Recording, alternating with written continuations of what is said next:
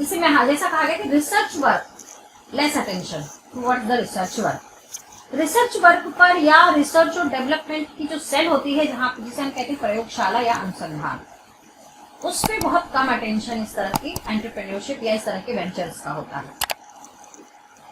इसके कुछ अपने फीचर्स भी हैं, जैसे small production system, less capital, less investment, less capital और the less risk, lack of innovation.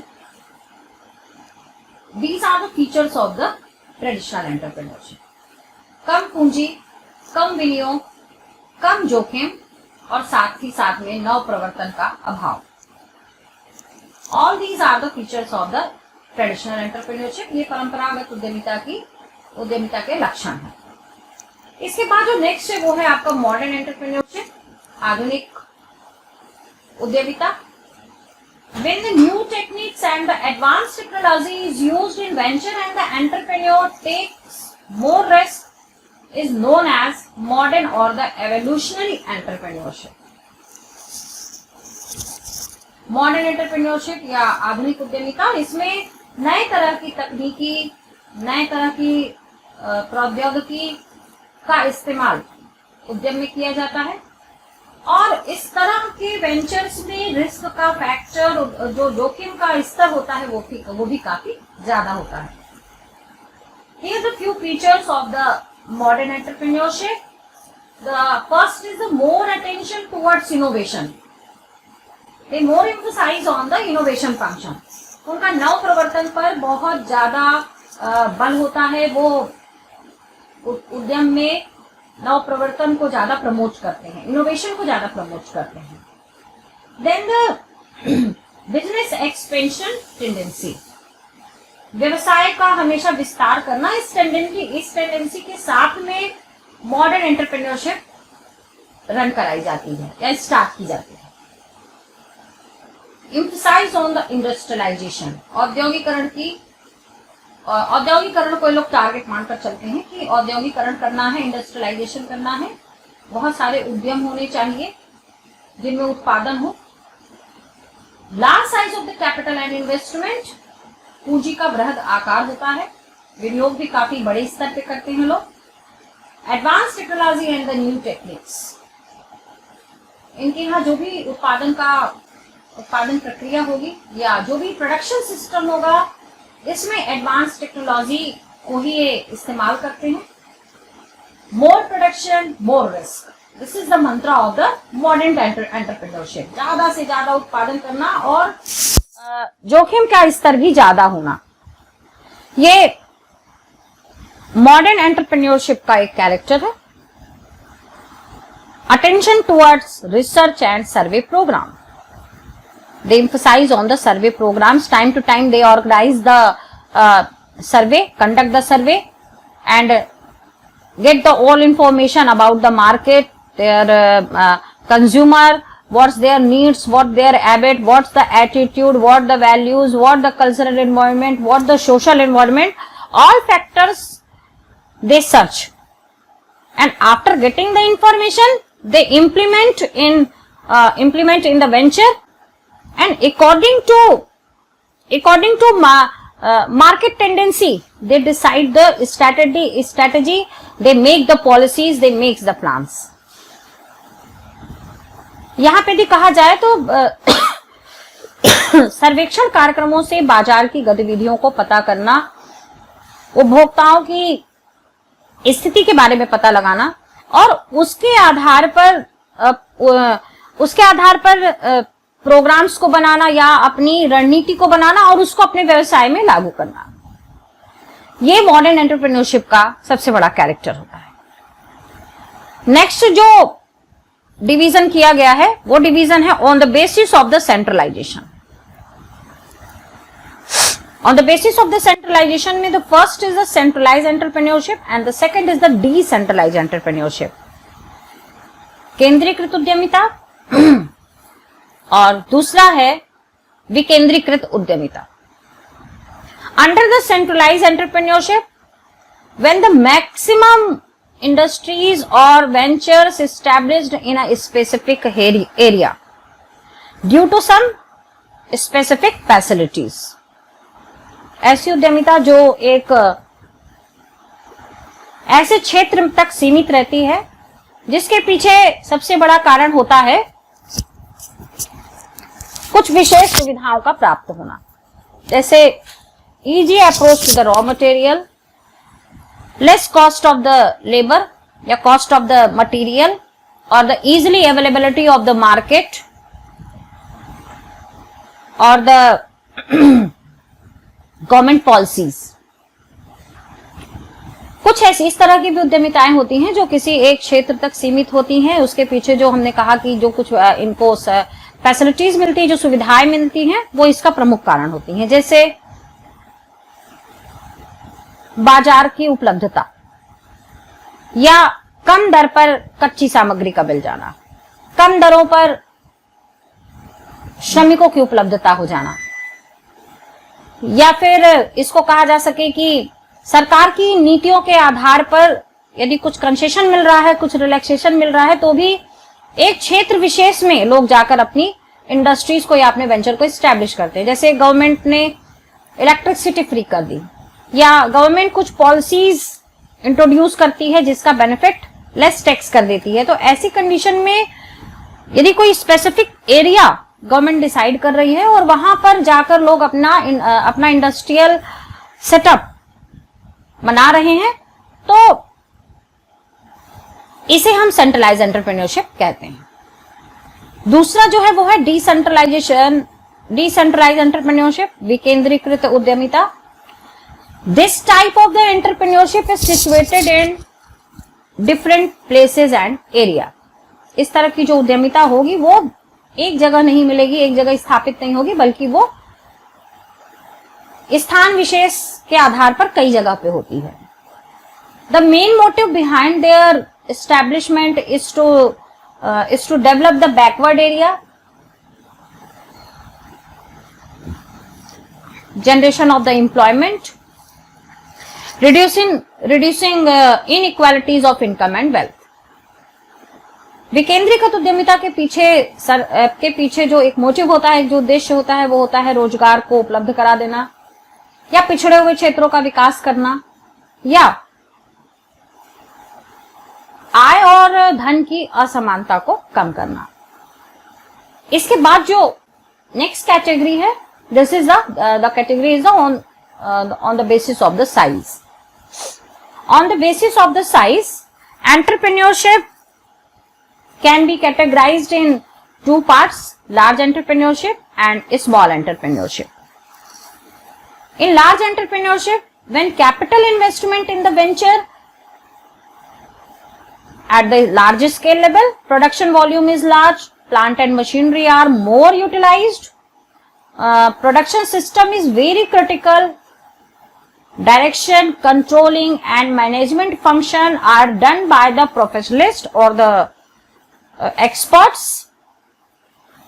These are the characteristics of the large entrepreneurship. बृहद उद्यमिता, जहां पर बड़ी मात्रा में पूंजी का विनियोग हो, जहां पर उत्पादन की मात्रा बड़ी होती है,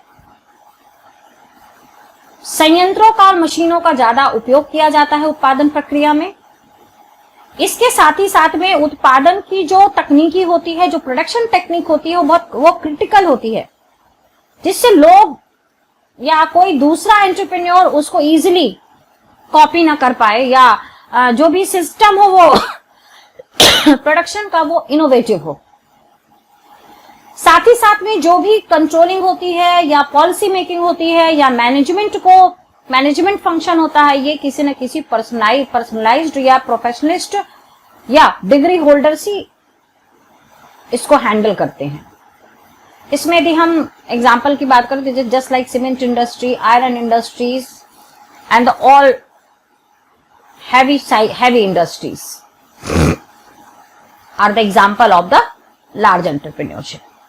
The second is the small entrepreneurship. The size of venture is very small. The size of venture is very small. Small capital investment, less labor or the manpower, simple production system and direction, operation, management function, policy making and controlling all are done by an individual. इस तरह की उद्यमिता जिसमें एक ही व्यक्ति नीतियों को बनाता है, उसका नियोजन करता है, प्रबंधन करता है, नियंत्रण करता है, निर्देशन करता है। इसके साथ ही साथ में उत्पादन की मात्रा कम होती है, पूंजी का विनियोग भी छोटे स्तर का होता है। इस तरह की उद्यमिता को लघु उद्यमिता या स्मॉल एंटरप्रेन्योरशिप कहते हैं। The next category is the on the basis of the entrepreneurial function. अगली जो कैटेगरी है वो है एंटरप्रेन्योरियल फंक्शन या उद्यमीय कार्य के आधार पर।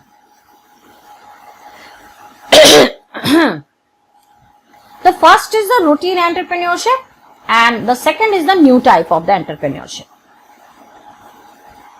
नैतिक उद्यमिता और नवीन उद्यमिता। नैतिक उद्यमिता का मतलब क्या हुआ? Routine entrepreneurship.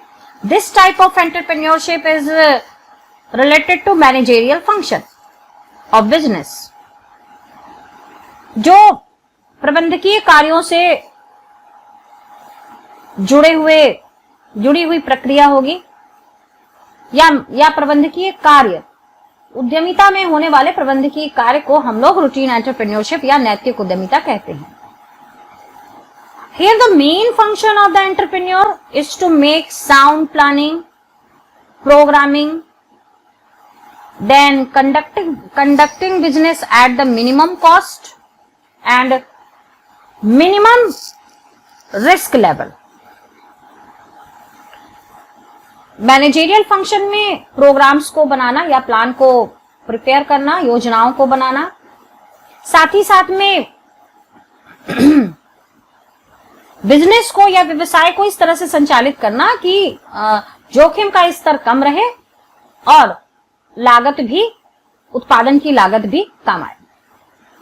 This type of the entrepreneurship is called the routine entrepreneurship. इसको हम नैतिक उद्यमिता कहते हैं। The second type on the basis of the entrepreneurial function is the new type of entrepreneurship, नवीन उद्यमिता। This type of entrepreneurship is related to innovation and creation.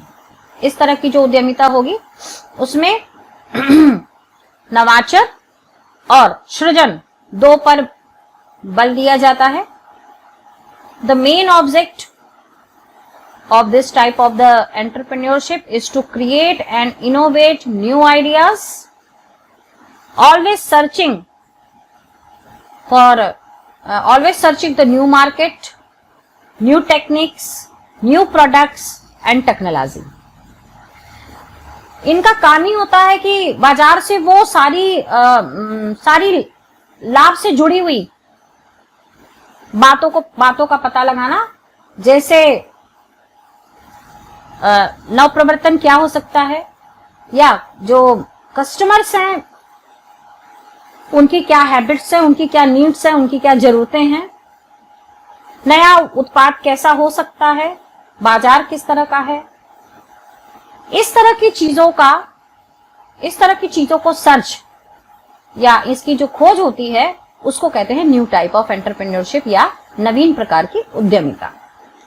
The next is the type of entrepreneurship on the basis of the leadership. Leadership या प्रतिनिधित्व के आधार पर। First is the individual entrepreneurship and the second is the group level entrepreneurship. In individual entrepreneurship, venture business look after by an individual such as all the management function, all direction, controlling, decision making, production, distribution, planning, all function has been done by the an individual. एक व्यक्ति के ही द्वारा ये सारे कार्य किए जाते हैं, जैसे निर्देशन का कार्य, प्रबंधन का कार्य, नियोजन करना, विचारों को एक रूप करने के लिए योजना बनाना, निर्णयन का कार्य करना, उत्पादन या वितरण से संबंधित कार्यों को करना। तो all functions has been done by the an individual, ये सभी एक ही व्यक्ति के द्वारा कार्य किए जाते हैं। The second is the group level entrepreneurship, समूह स्तरीय उद्यमिता। Group level entrepreneurship is based on the techno structure of the society. Techno structure का मतलब सीधा सा है जहां पर तकनीकी संरचना के आधार पर उद्यमिता को शुरू किया जाता है। It is a result of large production, labour division, mechanisation and complexity of business. जहां हम बात करते हैं श्रम विभाजन की, जहां बात करते हैं बृहद उत्पादन की, जहां बात करते हैं मशीनीकरण की, ये सभी चीजें ग्रुप लेवल की या समूह स्तरीय उद्यमिता में पाई जाती हैं। एंटरप्रेन्योर ट्रांसफर और delegate their power and duties to some another persons who are the expert of respective field and they are not the owner of business, they are the promoters। यहाँ पे जो उद्यमी होगा जिसने व्यवसाय की स्थापना की है वो अपने कार्यों को एक्सपर्ट्स को या स्पेशलिस्ट को, एक्सपर्टाइज को डेलीगेट कर देता है, उनको देता है अकॉर्डिंग टू देयर एक्सपीरियंस और अकॉर्डिंग टू देयर स्पेशलाइजेशन। उनकी योग्यता के आधार पर कामों को या अपने कार्य को ये बांट देता है। तो इस तरह की जो उद्यमिता होगी वो होगी आपकी समूह स्तरीय उद्यमिता या ग्रुप लेवल एंटरप्रेन्योरशिप। नेक्स्ट जो है वो है आपका on the basis of other types.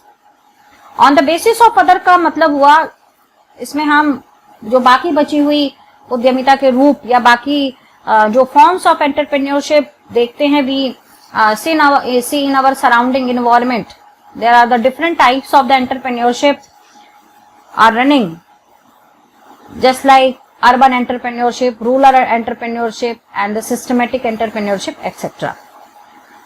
In this category we will discuss on these 3 points or on these 3 types of the entrepreneurship. First is the urban entrepreneurship.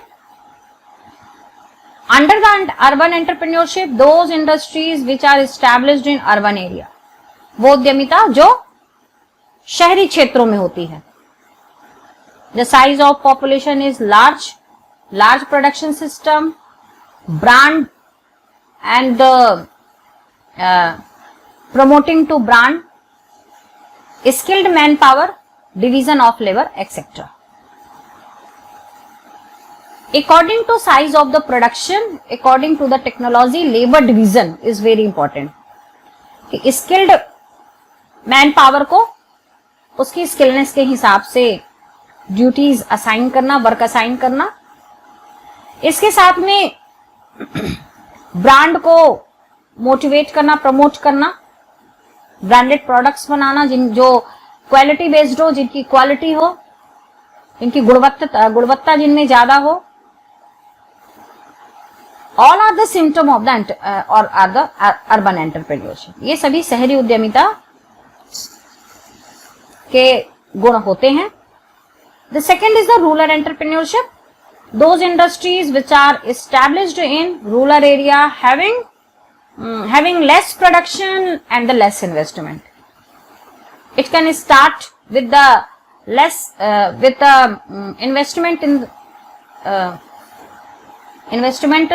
less investment and the production and the volume of the production is small.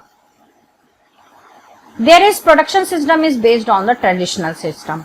It is very clear the hand making system or the handicrafts are the best example of the rural entrepreneurship.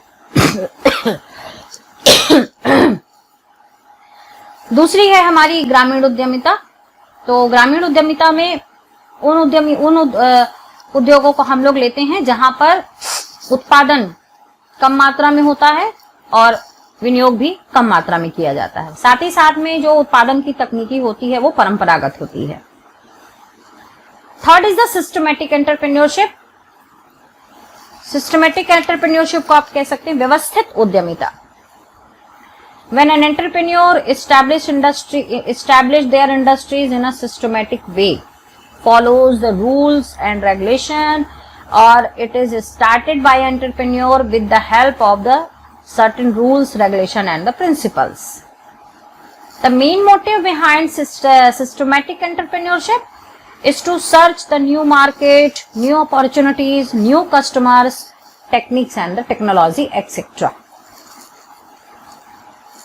जब नियमों को, सिद्धांतों को और नियमन को, तीनों को ध्यान में रखते हुए उद्यमी किसी भी व्यवसाय को स्थापित करता है, इसके पीछे उसका उद्देश्य ही होता है नए प्रकार के बाजार को खोजना, नए अवसरों को खोजना, साथ ही साथ में नए उपभोक्ताओं को भी सर्च करना, खोजना और उपभोक्ताओं के साथ साथ में उन तकनीकों का भी पता लगाना जिससे वो व्यवसाय में, जिसे वो एंटरप्रेन्योरशिप में या बिजनेस में इंप्लीमेंट कर सके। यहाँ पे सिस्टमैटिक एंटरप्रेन्योरशिप में मैं एक बात को कहना चाहूंगी कि सिस्टमैटिक एंटरप्रेन्योरशिप में सीधा सा मतलब है कि जो भी फंक्शंस होंगे वो कंपटीशन को ध्यान में रखते हुए अदर कॉम्पिटिटर से कॉम्पीट करने के लिए, सेल्फ इंप्रूवमेंट के लिए सिस्टमैटिक एंटरप्रेन्योरशिप स्टार्ट की जाती है। तो इस लेक्चर में हम लोगों ने देखा कि उद्यमिता कितने प्रकार की है, उसको मैंने कई पार्ट्स में कैटेगराइज किया। So I hope now after watching this video you will able to know about that types of the entrepreneurship, what is entrepreneurship, what is the emergence of the entrepreneurship, how many concepts and characteristics of entrepreneurship, and the last is the types of the entrepreneurship. You can make your notes, prepare with the help of the PDF which already attached with this video. So keep watching my channel and I hope you will get the all benefits from this lecture. Thank you. Click on the subscribe button to subscribe this channel. Press the bell icon to get notifications. Like and share this video. Thank you.